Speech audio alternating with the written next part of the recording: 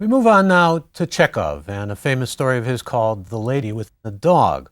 Let's first talk about Chekhov, who comes from serf lineage and writes stories that are really grounded in, as this story is, 19th century Russia. His grandfather was grandson of a former serf, and though serfdom was officially abolished in 1861, the year following Chekhov's birth, peasants remained woefully unequal, both socially and economically in Russia throughout Chekhov's lifetime. Chekhov had a deep and abiding empathy for this class of people who were still shackled by poverty, quite possibly due, at least to some degree, to his own lineage. One of our greatest and most humane storytellers, but also a dramatist and a physician, Chekhov treated scores of poor people for free. He once said, "Medicine is my lawful wife and literature is my mistress." He produced hundreds of short stories, 4 plays and a novel, and was a major influence on a score of fiction writers. The great 20th century short story writer Eudora Welty once said that reading Chekhov was just like the angels singing to me. And many writers feel that way about Chekhov, that his language, that his prose, that really his stories have a kind of singing quality to them, poetic quality. He revolutionized the story. He cast it more in terms of drama and character revelation than plot, but his output was prodigious and really remarkable, especially considering that he also practiced medicine and wrote plays. And all those plays, by the way, have endured the test of time. The Seagull, Uncle Vanya, 3 Sisters, and The Cherry Orchard. He found a different audience than Gogol had in Russia because his stories are more of the quotidian, the everyday, and take on the whole panoply and range of human character and human emotion. The story, The Lady with the Dog, was written toward the end of his life and is considered one of his masterpieces. Chekhov had tuberculosis and was at a clinic, a health spa in Yalta, in 1897. The following year, he built a villa near Yalta and in 1899 published The Lady with the Dog, or The Lady and the Dog. Sometimes, depending on the translation, it's also titled The Lady with the Little Dog or The Lady with the Lap Dog. In fact, there have been all kinds of disputations as to whether the dog was a Pomeranian or whether it was a Spitz. A lot of this doesn't really matter. The story is initially set in Yalta, but the idea that an anonymous lady walks by with a dog and becomes so central in the life of this character is really at the heart of the story. Chekhov was able to move to Yalta after he sold his estate and the publishing rights to all his collected works for what by today's standards, or for that matter his day standards, would be considered a paltry sum, 75,000 rubles. His stories were unknown internationally until really after the First World War. They didn't become part of the English-speaking and reading world until the famous Russian translator Constance Garnett translated some 13 volumes of them. That was done between 1916 and 1922, though she worked randomly rather than chronologically. His work, once it became recognized, once people became aware of it, was extraordinarily far-reaching and singular in its impact and its influence. One of the true masters of the modern short story. Chekhov, again, wrote about ordinary people living ordinary lives, like the characters in this story, The Lady with the Dog, Gurov, and Anna. Both are living what Thoreau might have called lives of quiet desperation. Both are unhappily married, and both find each other and find passionate love in Yalta. This is an unorthodox story. Vladimir Nabokov, the author of Lolita, Pale Fire, and so many great works, said in a 1981 essay, all the traditional rules of storytelling have been broken in this wonderful story. And by the way, Nabokov was not necessarily all that keen on many of Chekhov's stories, but on this one, he felt the story was a great story, and it was one of the greatest stories, in fact. So I'll give you a quote of Nabokov's that really kind of qualifies that. But there are no unities in this story of time or space. It's really the story of an affair that takes place in 3 different locales over an entire year. There's no problem or regular climax or even point at the end of the story. Novelist Richard Ford said, quote, "It's a story of non-events." Nevertheless, and here's the Nabokov quote, Nabokov said, "One of the greatest stories ever written." Let's talk about what Chekhov believed the role of the artist was before we get into the story. He believed that the artist was really to ask questions in his role, not to answer them. That it was his duty to ask questions. And Chekhov went to great lengths in this and other works that he produced to avoid what we would call moralizing. This is essentially a tale of 2 adulterous lovers, and let us consider what takes place in the story. Gurov, a man who has had a number of affairs, meets a comely lady with a dog. Her name is Anna, and they become acquainted and soon take up with one another as lovers. Anna is filled with self-loathing and feelings of sinfulness. She's a religious woman, and she certainly feels the sense of this Russian Orthodox Church background that she has as being an adulterer. They part after becoming lovers, she to return to her husband, whom she calls a flunky, and Gurov to his harsh and rather severe wife. Gurov begins to realize, following their parting and while he's back at his home in Moscow, that he has fallen in love with Anna, who has elevated him. Now, his memories are very intense of her, and he really can't stop thinking about her, even though when he leaves, when he departs, he thinks it's just going to be memory like these other affairs that he's had. But when he's away from her, the memories not only become more vivid, his longing for her becomes more passionate, and he realizes that what's come upon him in his midlife crisis is love. And she has seen him, to a great degree, as being far more really good and finer than he deems himself worthy of being seen.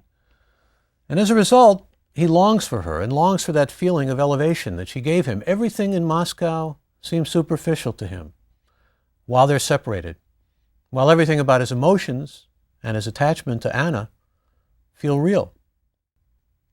He was tormented now by a strong desire to tell someone his memories, but at home it was impossible to talk of his love, and away from home there was no one to talk with. Certainly not among his tenants, nor at the bank. And what was there to say? Had he been in love then? Was there anything beautiful, poetic, or instructive, or merely interesting in his relations with Anna?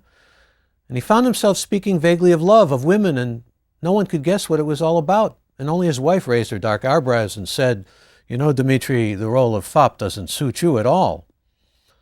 One night he was leaving the doctor's club together with his partner, an official he could not help himself, and said, "If you only knew what a charming woman I met in Yalta."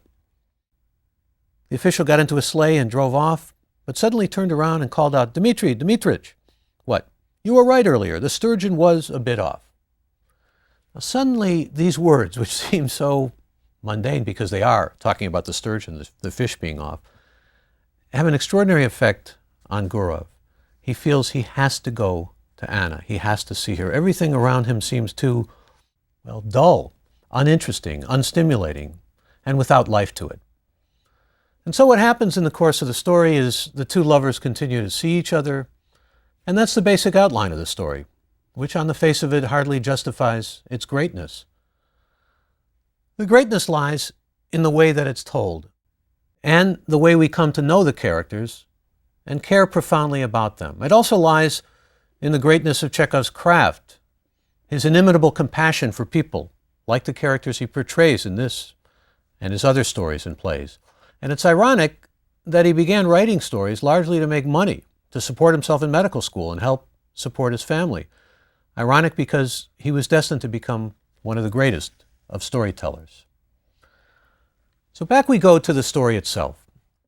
The Lady with the Dog begins in Yalta by the Black Sea, and it's a resort that's associated with immorality and adventure, zipless sexual encounters that we discover are perhaps greatly exaggerated. Nevertheless, it's an important initial meeting place for Gurov and Anna, and it's a place Chekhov knew well as a resort. It inspired a desire in those who were bored or looking for more to fill the emptiness in their lives, and certainly Chekhov captures exactly that within this story. After the love affair begins, Chekhov moves us to Moscow, where we see Gurov's family life, but also the big city whirl of the bank and the club. Gurov, we're told, at one time had higher aspirations perhaps to being an artist, but he's living a pretty mundane life, a life of, well, a family man, the life of a businessman, but not necessarily the life that appeals to his inner life, which is brought out to a great extent in the love affair. And so the provincial town by the Volga, where Anna and her husband live, is where Gurov goes off to see her. And we're given a different picture, but in some ways they're parallel. That is, his life and hers. Her provincial town is gray. It's a drab small town. It's certainly not Moscow, the big city, but we get a picture of dullness again, ordinariness. The local theater is having a performance of, well, a theatrical production, ironically, of something called the Geisha. And the story itself is divided into 4 movements. The first 2 in Yalta, the third in Moscow, and the small town where Anna and her husband, von Diderits, live, and then the visits to Moscow by Anna. I want to talk with you about the characters, because character is so important in Chekhov, more important probably in terms of the roundedness of character, and I ought to mention that the great novelist E.M. Forster, the author of Passage to India, among so many other works, wrote a book called Aspects of the Novel, where he said there are round characters and there are flat characters. Flat characters, one-dimensional, maybe even cardboard, stereotypical.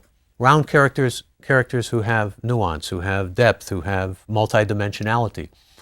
Certainly, Gurov and Anna are presented to us very much as what Forster would call round characters.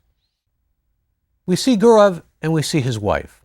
And his wife is seen by us through his eyes. She's intellectual and dignified on the outside, but from his point of view, she's unintelligent, narrow, and inelegant. Kind of a dowager, really. This division between selves is really an important theme in this story as a whole, especially with respect to Gurov, because we discover early on, when we meet his wife, that he has been steadily unfaithful. He's been leading the life, essentially, of a serial philanderer. Nevertheless, we see Gurov through a sympathetic lens, supplied to us by Chekhov's point of view, and the kind of closeness he has to his protagonist. Gurov is a man who is afraid of his wife, who regards women as a lower race, that's the phrase that's used, yet he's more at ease with women. He needs them. He really can't live without them. He's a misogynist, that is a man who really is fearful and maybe even hates women, but he's a man who's in a midlife crisis and who really needs something more in his life and has been searching for something more in his life through all of these serial affairs, which all really ended badly. We also get a picture of Anna's marriage, and certainly a very rounded sense of Anna's character. She's childlike, schoolgirlish, identifiable in a number of ways with Gurov's young and naive school-age daughter, which is a little bit daring of Chekhov in some ways. She's pious, unhappy, as I said, feels sinful for her transgressive behavior, but she also wants desperately to live. And it's that desperate sense of wanting to experience life, that sense of being trapped, that brings them together, that they both share. Both trapped by marriages which are unhappy, both trapped by the dicta of the Russian Orthodox Church, which says, of course, that any kind of moral transgression is unforgivable and punishable in hell. And we have, perhaps in some ways, a situation with Anna that's, well, reminiscent of another famous Anna, Anna Karenina, but could also be likened to Emma Bovary, Flaubert's famous novel of adultery, or Kate Chopin's novel The Awakening and the character of Edna Pontellier. These are all women who are trapped by morality, by their marriages, by bourgeois shibboleths, by which I mean sort of, well, sacred cows, and the desire to move against those sacred cows and find themselves and find, through experience, some sense of life and adventure. Von Diderits, Anna's husband, is presented to us by Anna as being a flunky, and when we see him at the theater where the Geisha is being performed, he's repeatedly bowing like one over and over again. His name and the associations that Chekhov builds up about him have vague German associations, which of course was no great calling card to many Russians. And we can understand, as with the perception we get of Gurov's wife and her effect on Gurov, why Anna is so unhappy. By the way, there's a tendency in Russian writers to poke fun or ridicule Germans. We see this in Gogol's The Overcoat as well. In the story, there are realistic details which really bring us into Chekhov's genius. There's an initial link made by Gurov with the dog and a humorous dialogue that ensues about Grenada. Anna is amused. There are splendid touches, in other words, of realism in this. I mean, it's very difficult to get dialogue and get it down in a way that it seems real, especially the initial kind of electricity or chemistry or whatever you want to call it between two people, and to make the dialogue not only credible, but to make it have a kind of amusing flair to it, where a man would indeed be charming or attractive to a woman. Yet Chekhov brings us about and brings it off in a very compressed way. The kind of details I'm talking about that we see in Chekhov can also be exemplified right initially in the first section when Anna loses her lorgnette. We later see her with one in hand at the provincial theater, as Chekhov identifies it with her ordinariness. And there's real understated power in a scene in which Gurov is eating a slice of watermelon while Anna is wallowing in her feelings of sinfulness after the two have become lovers. What Chekhov manages to do is take us through a whole gamut of emotions. When Gurov is moved to reveal his feeling for Anna to a club member later on in the passage that I read, and receives that response about the sturgeon being a bit off, it's a turning point for him. Because earlier on when we saw him eating the watermelon, he was really not as involved in thinking about her and her feelings, although he manages to turn her character around and they wind up laughing. But there's that sense of her transgressing and her sense of sinfulness and her sense of idealizing him that comes back to him in Moscow, that he can't retreat from. By the way, also harkens back to fish scale imagery that Chekhov gives us earlier on that's identified with, in Gurov's mind, women's underthings when love affairs go south. When Gurov goes to see Anna, there's a gray carpet made of military cloth. There's an inkstand, gray with dust on it, in the hotel he stays in. There's a dark gray fence around Anna's house. All of this grayness creates the drabness of her life, but it also shows us the kind of particular attentiveness, almost meticulousness, that Chekhov has about details. The gray fence especially is revelatory of her being fenced in. And we even have details like the porter in the hotel pronouncing Anna's husband's name in the wrong fashion, or the headless horseman in the hotel room who waves a lot, or Gurov's forgetting the name of Anna's dog. All these touches. By the way, he forgets the name when he goes to the small town called S only and not identified. Makes you think of Gogol not wanting to identify places or not wanting to identify things specifically. But what we have in Chekhov is a moment, for example, when he forgets the name of the dog because he's so overwhelmed by his emotions, his adrenaline. All of these remarkable touches by a sure master storyteller's hand. I want to get into the meaning of this story and its themes. It's not just a story excuse me. It's not just a story of infidelity. It's really a story of love and the vagaries of marriage and caged destiny, and of how love can change ordinary people, like Gurov and Anna, make them better, more compassionate, and how it can insinuate itself, as it does in Gurov, at an age when his head is turning gray and memories after his separation are involuntarily glowing and vivid rather than fading. There are some readers who express doubt about Gurov's love, particularly because he's aging, because he's in a midlife type of crisis, because he wants to be in love and maybe falls in love for that reason, as opposed to what we could call real love, what as teenagers we used to talk about as real love, authentic love.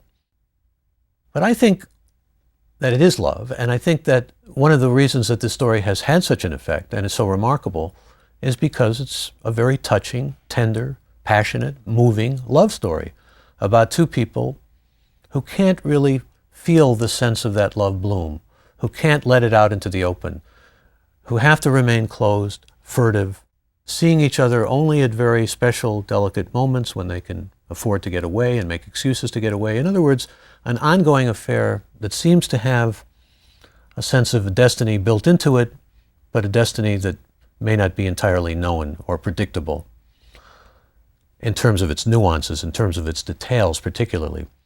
It's a story of passion and morality. Chekhov was lambasted by the critics of his day for not being moral enough, though he stated clearly in one of his letters that the writer's obligation is to portray through action and not through depiction of state of mind. Chekhov would have subscribed to Isaac Babel's notion that came to us years after Chekhov in Babel's Stories of Odessa that passion rules the universe. When these two fall in love, it's described as a sweet delirium or madness, and it's that madness that really takes them into a higher level, into a level of not only intimacy and compassion for one another, but compassion really for humanity. It's also a story about beauty, which can best be seen in the contemplative scene that's described for us by Chekhov in Oreanda. It's a meditation that takes place there by a slightly more than usual obtrusive Chekhov into the beauty of nature and life, the eternal nature and possibility of humanity and human dignity. And note how much more Chekhov, like Gogol, uses authorial comment.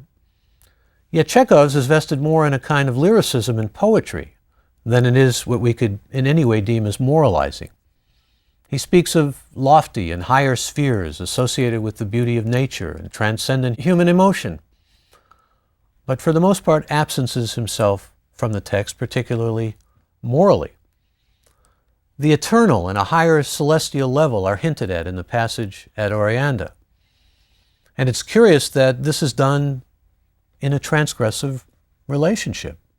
It's done as these two people are portrayed for us as lovers who are sinning outside of the boundaries of what was considered morally appropriate or morally acceptable, not only by the Russian Orthodox Church, but by the society that Chekhov is writing about at the time he was writing about it. There are higher levels in the story that are also alluded to when Gurov talks with his daughter about cold temperatures, and when he talks to Anna at the theater production of the Geisha, which, as I said, is a pretty revelatory title, but it's not meant necessarily to be that ironic. The point is they're talking about upper chambers and they're talking about upper levels. And what we get in all of this imagery is a sense, once again, of how love can elevate the human spirit, call it. How love, even if it's transgressive love, can transform. Does that sound romantic? Well, in many ways, perhaps it is, although Chekhov was really a realist and very hard-core realist. Nevertheless, there was a belief in love, a kind of faith in love, that comes across in the story. That, as we'll see later on in a story like Araby by James Joyce, certainly romantic love at any rate, seems to be something that's demolished almost. It can be catastrophic, especially in a young man's life. But this is an older man, Gurov, and an older man who finds love and discovers love, perhaps even for the first time, and in fact, no doubt for the first time. It's also a story about secret lives, Gurov's realization that there is a life underneath the one that we live within. The mundane and the quotidian, that exists on the outside, but there's a hidden real life that's authentic and that's concealed. And ironically, Anna tells her husband, when they're having the affair and after they're separated from Yalta, that she has to travel in Moscow because of a female disorder. It's a wonderfully apt metaphor for what drives her secret life. Intertextually, both of these characters are reminiscent of the Poe and Hawthorne stories. We have writers again who point in their stories to a wide and impossible chasm that exists between the outer life and the inner life. This is a tragic but ennobling story that profoundly captures, without a conclusive ending, the empathy for lives bounded and roads not taken. What especially emerges from this extraordinary story, extraordinary about ordinary people again, is Chekhov's compassion and his willingness to remain morally neutral in the face of an adulterous relationship. Chekhov's source of humanity is often attributed to his soft and kind storytelling mother as opposed to his tyrannical and abusive religious fanatic father. It's worth noting here that before he married the actress Olga Knipper in 1901, Chekhov had at least one love affair with a married woman that we know about, which may have probably did provide some autobiographic fuel to this story, even though at the time, unlike Gurov, Chekhov was unmarried.